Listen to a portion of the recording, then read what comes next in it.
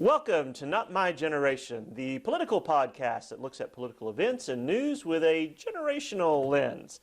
I am James Davenport. This is my colleague, Dr. Emily Stacey, and today we're going to be making some predictions, yes? Right. Now, we've got a lot going on, a lot of political stuff happening, and we're going to be prognosticators today, talking about future events, and especially I think a lot of our predictions are going to be related to, say, the new Biden administration or things that are going to be happening early on or through that. So how do we want to start this? You want me to go back and forth? Or Yeah. do you want me Do you think? I think that's probably we'll go back and forth? Yeah. All right, with that. very good. All right, well, I'll kick off. Obviously, we rehearsed today. Yes, absolutely.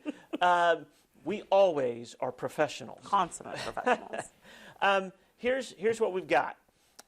We've got these allegations of fraud that the president keeps making, although I will point out the evidence doesn't seem to be showing up in court anywhere. Yeah. And so here's prediction number one for me.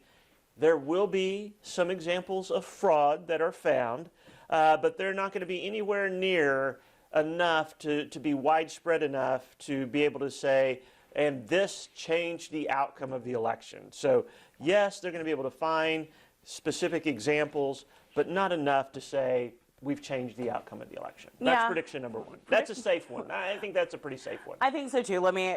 Can we comment after the prediction? Absolutely. Is that the way this is going to work? Yes. Right. So I think that with I'm not sure if Professor Davenport, in his very busy schedule this week, got to see the press conference heard around the world yesterday. I have seen images of leakage. Yeah, right. But after Rudy Giuliani and the elite strike force, as they're calling themselves, of Trump's lawyer team, who are fighting these election lawsuits in various states, made their statement yesterday and blamed various kind of nefarious actors, including Cuba and communist money in the elections and two election systems, machine operators, software, all of that good stuff. You did have Republicans like Ben Sasse, for example, Senator Ben Sasse, who has been very reluctant, right? All of your Republican leadership in the Senate particularly has been very reluctant. And this leads into my first prediction about really chiding Donald Trump or letting him or saying anything to him about the legitimacy of his claims and the validity of these election fraud claims. But Ben Sasse and Mitt Romney as well, right, came out yesterday and said there's been nothing, even remotely plausible, was the quote from Mitt Romney's tweet.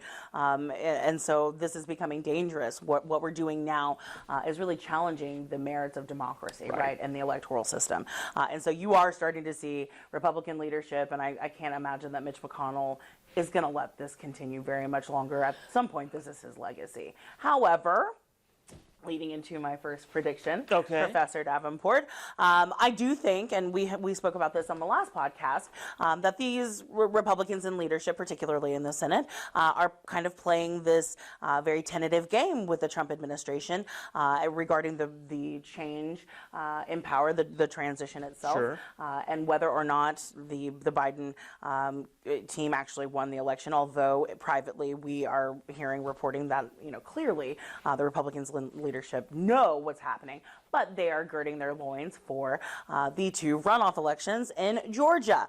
So my first prediction, as we kind of talked about last week, in the Georgia Senate seats, you've got, I believe that there is going to be a split in the runoff. So there was a poll conducted earlier this week by a Republican-leaning research group out of Kansas City. Remington Research Group is what they're called. And it showed Kelly Loeffler at a 49% to Democrat Reverend Warnock's 48%. I think that is the one that is up for picking. I think that Senator David Perdue, who is being challenged by, again, a perennial candidate, John Ossoff, more progressive candidate, I think Purdue hangs on to that seat. The same polling shows that Purdue has a 50%, 46% lead over Ossoff. And again, the margin of error is 2.6 in this poll. So it seems very, very likely that David Perdue is going to keep his seat in the Senate. Whereas I think that, if Stacey Abrams and her kind of miracle working in Georgia holds, then I see that Reverend Warnock, who happens to be the African American candidate on this ticket, I see him beating Kelly Loeffler. There has been a lot of money, as we've said, put into this special election, and we've seen it, particularly in the special elections going back to 2017, right? And including here in the state of Oklahoma, right after that Trump election, there was kind of a wave of just electing shocking progressives in states, like I said, including our own. We got quite a progressive Democrat from Tulsa in that special election, if you'll recall. She was a teacher and I believe an ally of the LGBTQ community. And so, again, even in a state like Oklahoma, we had some shocking turnout in those special elections when Democrats can really focus on getting the vote out. Again, it's in January. You're going to have the situation. You're going to have possibly weather issues. And so, again, if Democrats are still working the mail-in ballot line, and like I said, Stacey Abrams and those Democrats are really beating the street in those black communities right now in Georgia, I don't know that Kelly Loeffler goes back to the Senate. Like I said, right now it's 49-48 in the polling, and I don't know if Kelly Loeffler goes back. Well, this is the only prediction that we have that directly overlaps and actually directly conflicts with them, right? So I'm predicting that the GOP will pick up both of those seats, will retain one and pick up the other. And here's my line of thinking. So this will be good to see who has a better read on Georgia, and I don't doubt that it might be my colleague here rather than myself. But there's a reading in Georgia. I think it's kind of up in the air. The two things. Number one, we do know turnout in runoff elections is notoriously way below what it would be for a general election, even lower than what we see in primary elections. So you're going to see drop-off. Absolutely. And I think you're going to see a lot of drop-off, my opinion, a lot of drop-off of those anti-Trump voters who showed up in November, and that was the mission. The mission was to get rid of Trump, and I think the idea that that's going to carry over to this special election, I'm not convinced. It could, but I'm not convinced that it's going to. Whereas I believe that the GOP, I think the GOP before even the November election, I think the GOP was switching to, we got to hold the Senate. And so I think that's going to be very, very high. There's slightly more motivation on the GOP side than on the Democrat side. That's how I think it's going to play out. Again, these wouldn't be any fun kind of predictions if you didn't put yourself on out there on the limb and risk being wrong, right? So there we go. So it'll be interesting to see how this plays out. Again, and this is for control of the Senate. And make no mistake, if Dr. Stacey's correct, then that will mean that Republicans will have control, or Democrats will have control, because splitting those two means there's a 50-50 split in the Senate. Right. And who gets to make the deciding voice? Now, Vice President-elect Kamala Harris, right? So that will effectively give Democrats control of the Senate. So high stakes here, very high stakes for this election, and it's going to be fun to watch. It will be. So one of us will be eating crow around January 6th. That's right. That's right. Stay tuned, viewers. Have some humble. Maybe one of us will have some humble pie. We'll bring some pie to. We'll see. All right. Number 3, let's see, my prediction. Nancy Pelosi will remain Speaker until the 2022 midterm elections, when the GOP will regain a majority in the House of Representatives. So, in fact, I've already seen some information coming out of like 538 showing that the trend line here is for Republicans to pick up the House. Historically, the party out of power in a midterm election does very well, and the Democrats are going to have a 4 or 5 seat majority in the House. So this is really interesting, right? Whoever ends up having a majority in either of these chambers, it's not going to be huge, right? I mean, these are slim majorities either way, right? Lots of cat fights. Yes, and neither party can tolerate much in the way of defection on major votes and whatnot, right? So this is going to be very, very interesting.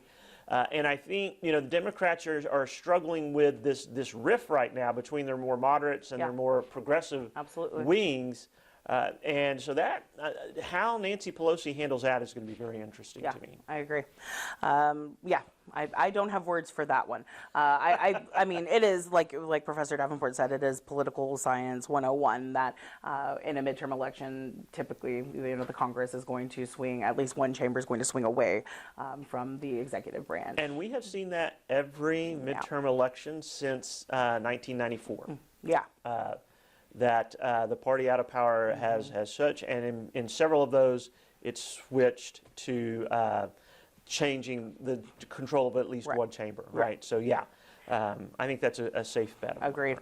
So my second prediction is a little bit more kind of national. So we, again, talked a little bit last week about the Biden presidency.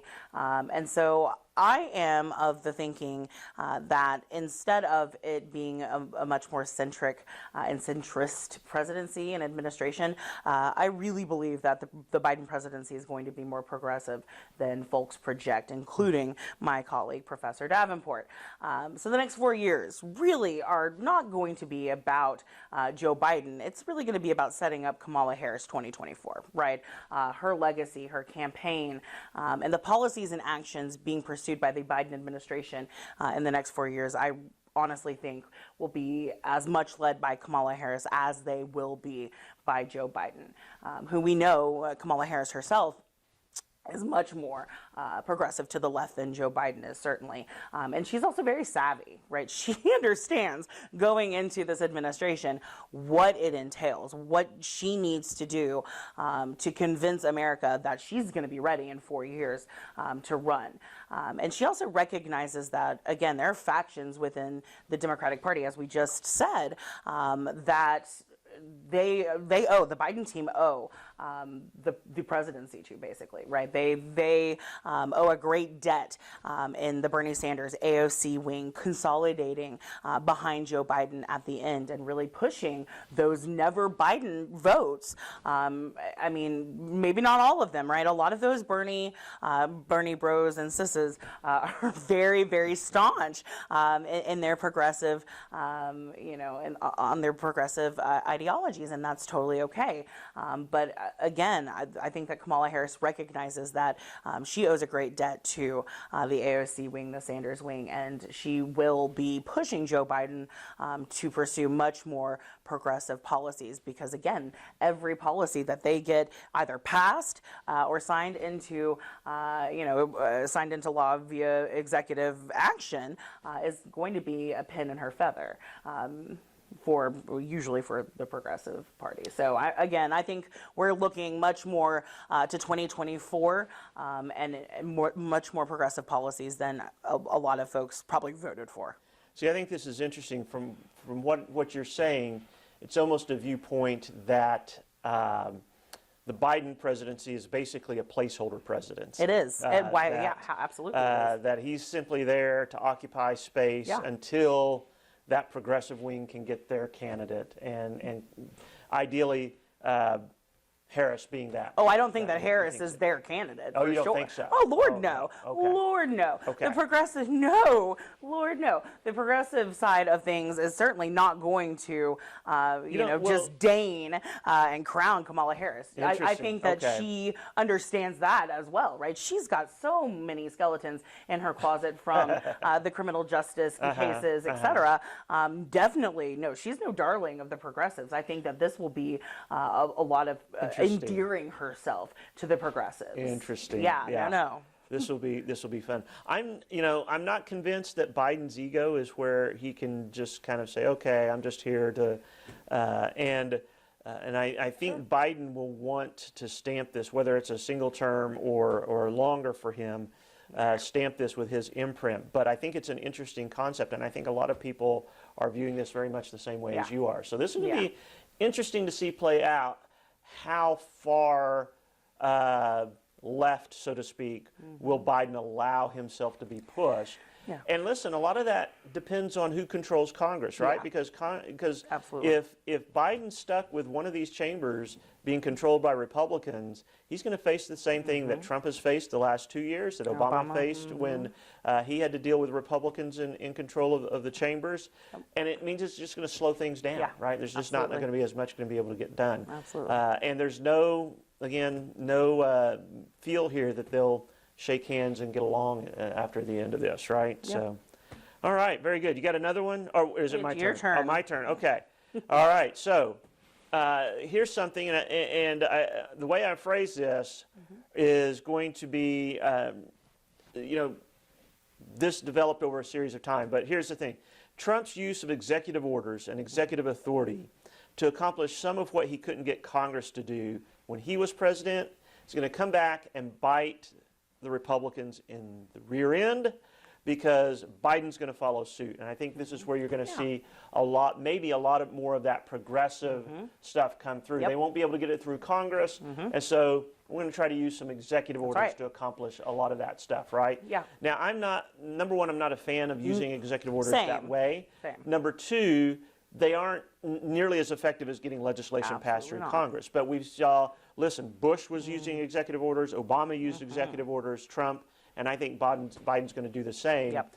And Republicans are going to be they're going to be screaming about it, but their guy did it too, and so I don't know what they're going to be able to do. Exactly. So that kind of, again, it feeds into my thinking about the Biden presidency being more progressive, because there is, as you've pointed out many times before, there is no room for compromise, right? There's no appetite for it. Right. And so I don't know that really, again, Joe Biden, he is very conciliatory. He's very, I just want to be, friends and let's unite everybody and heal the country.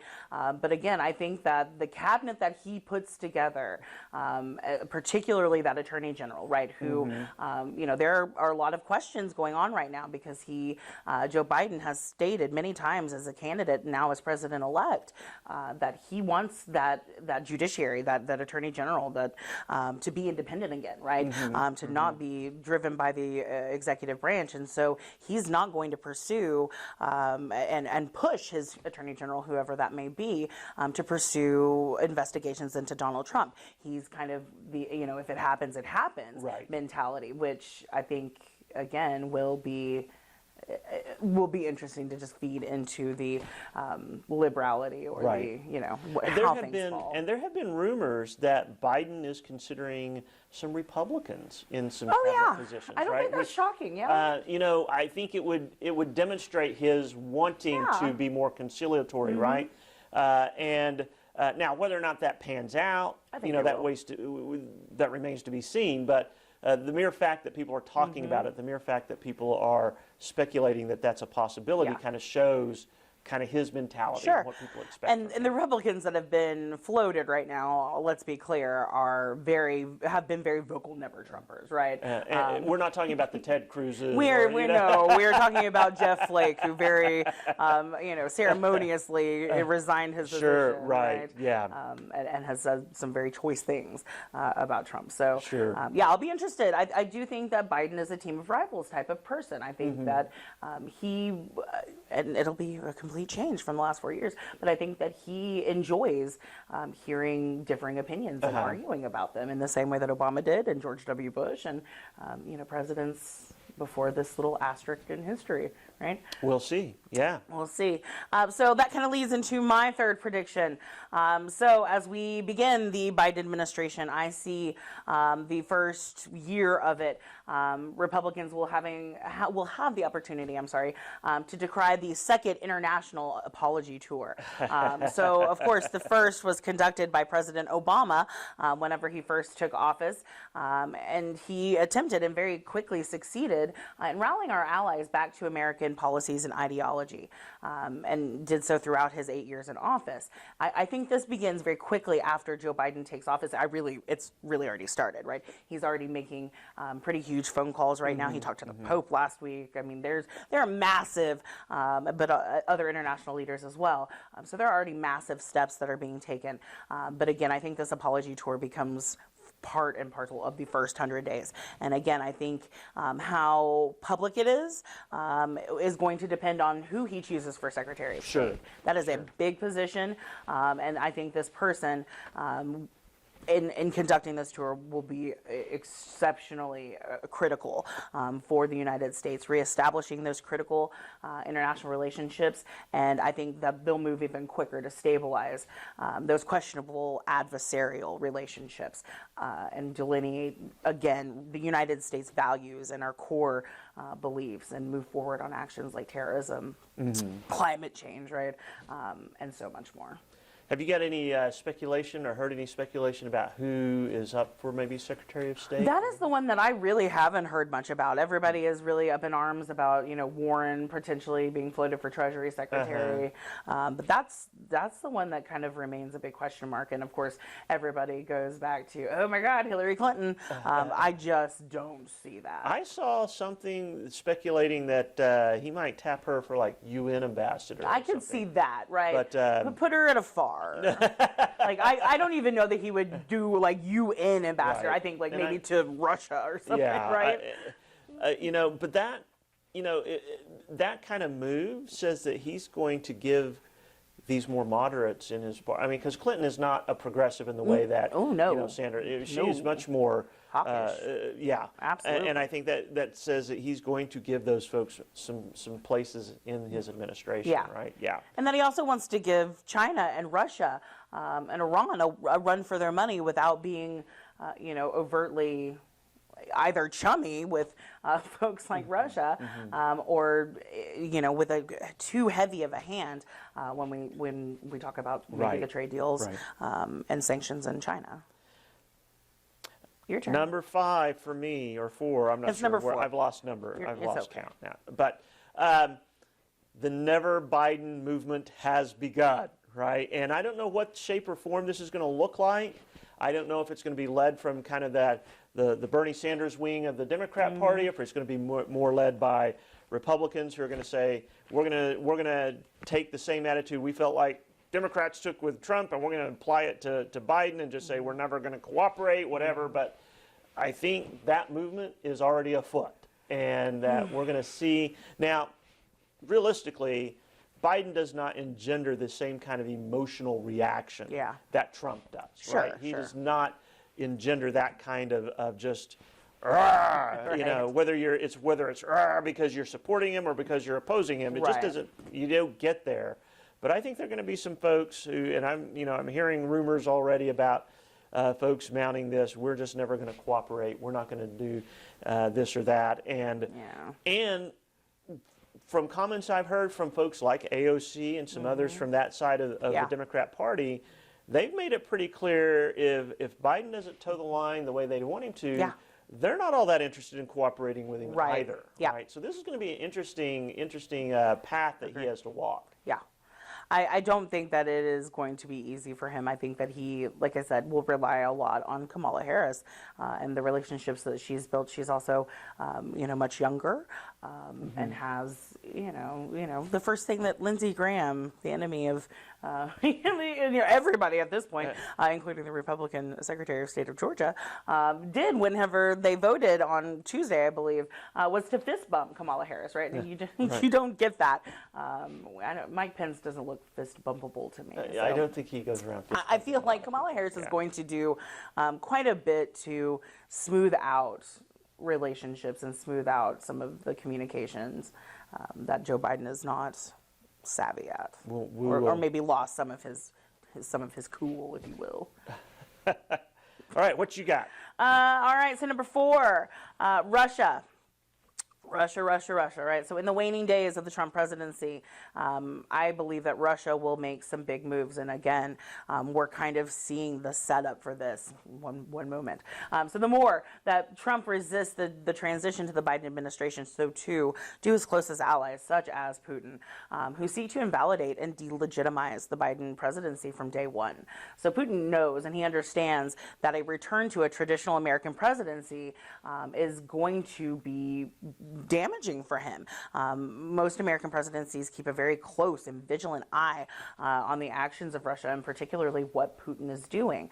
And so I think that, again, Putin is going to try to make some bigger moves in the waning days of the Trump administration before there are more vigilant eyes on him. So look towards maybe the Finland region where we've seen an increase in the NATO presence over the last few years. Look to coups, right? Potential coups in states that belong to the USSR. Already, we've talked about the Azerbaijan-Armenia issue.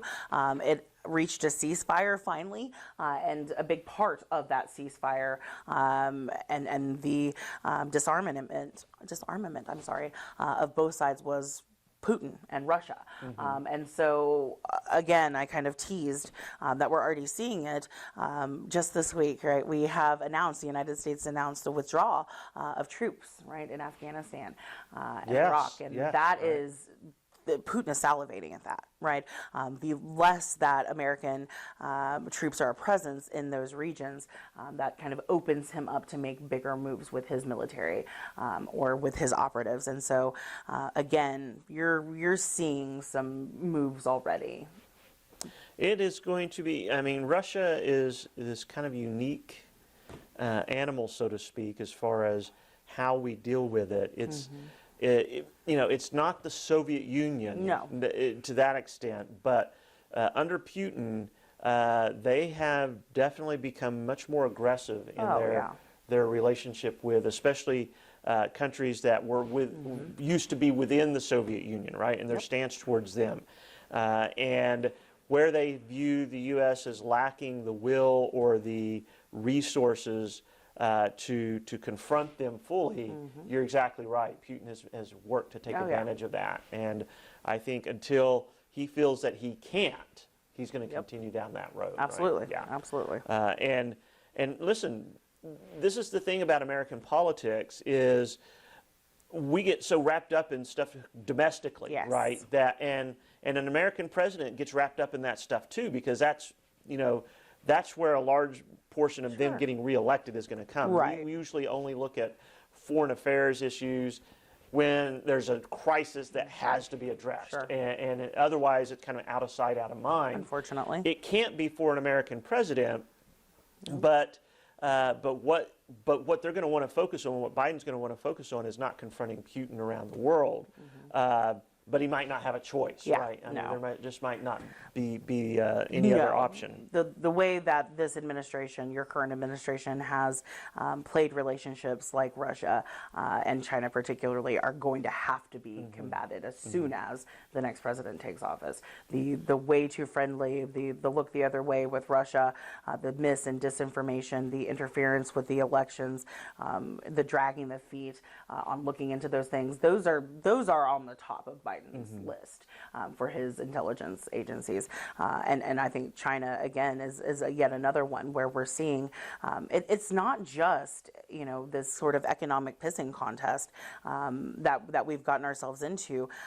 It is much more than that. Militarily, they have seized islands that were once, not disputed, right? They belong to no one. China has seized these islands over the last decade and refuses to let the United States military, Navy, etc., get anywhere near these islands. And so we're not sure, right? Whenever we took satellite images of these islands, they freaked out about us being in their airspace. And so we have to think that these relationships that have either gone by the wayside or that have gotten developed into something that is unhealthy for our democracy and for the sustainability of our democracy, and certainly our alliances around the world. I would think that these are pretty critical things for Joe Biden to be thinking about. And he's going to have to. There's no way around it.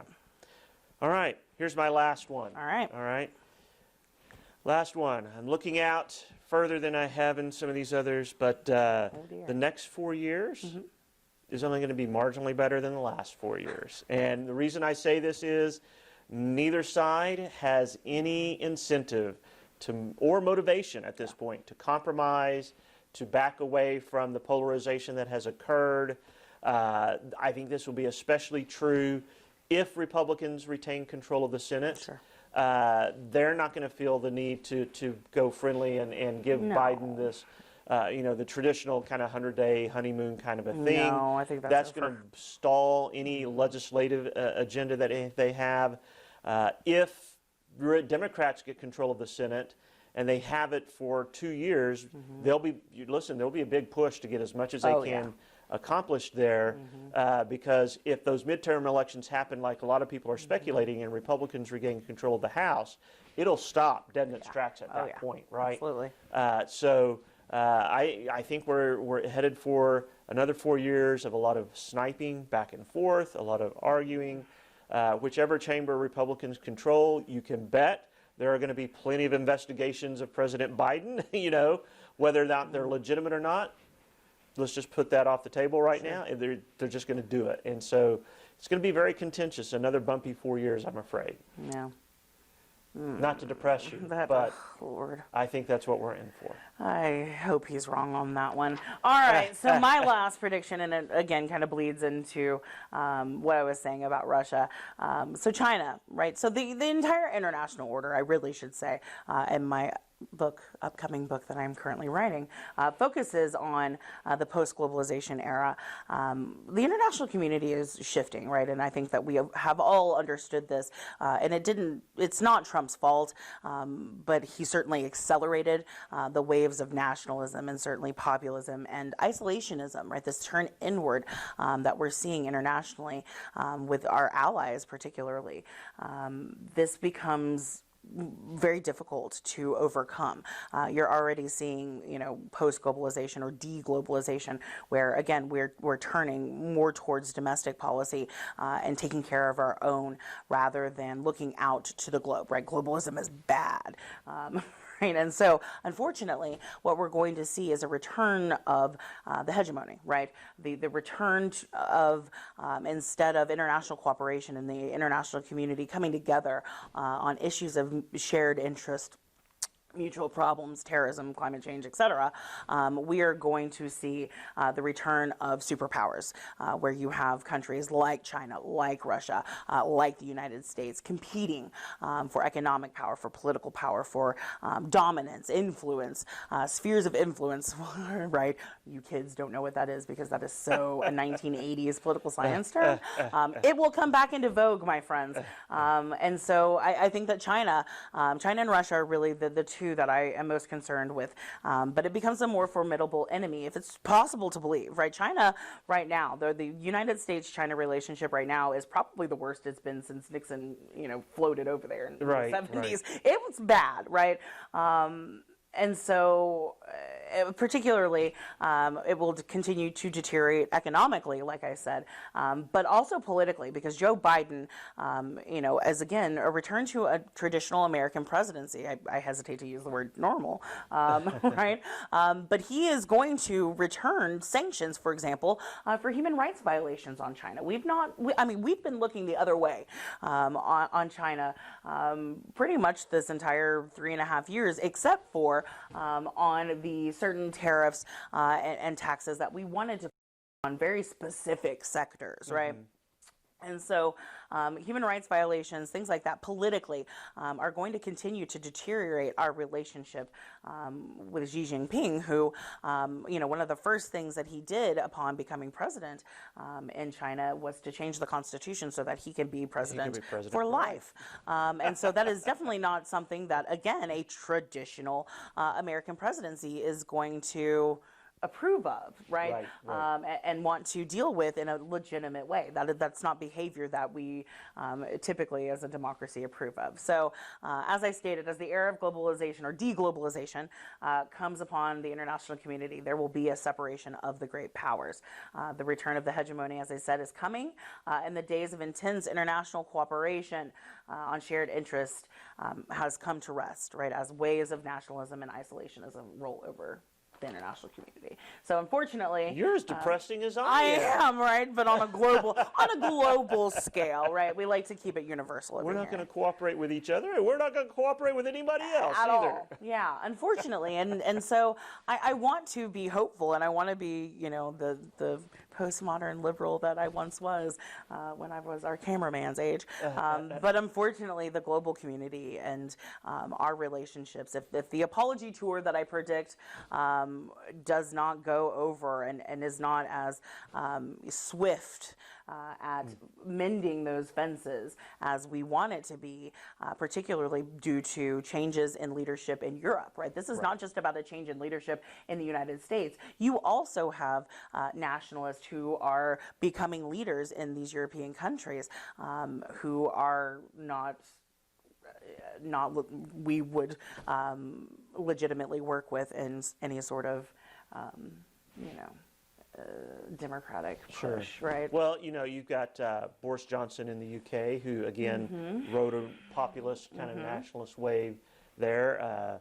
You've got in France, you've got this going on as well. Macron is he's a centrist, but he is a businessman, right? Sure. So he very much rode in on a wave of kind of Trumpism, right? The anti-politician politician. Right. And so you've got, this is not just an American phenomenon it is per not, se, unfortunately.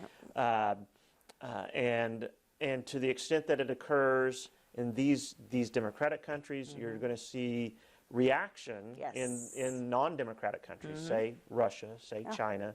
That are going to view that as a threat to them, and posture in the opposite direction, right? So this is an interesting time to watch this stuff kind of play out, and it just goes to show that much of what occurs both within and without our country affects a lot more other people than just us, right? Yes.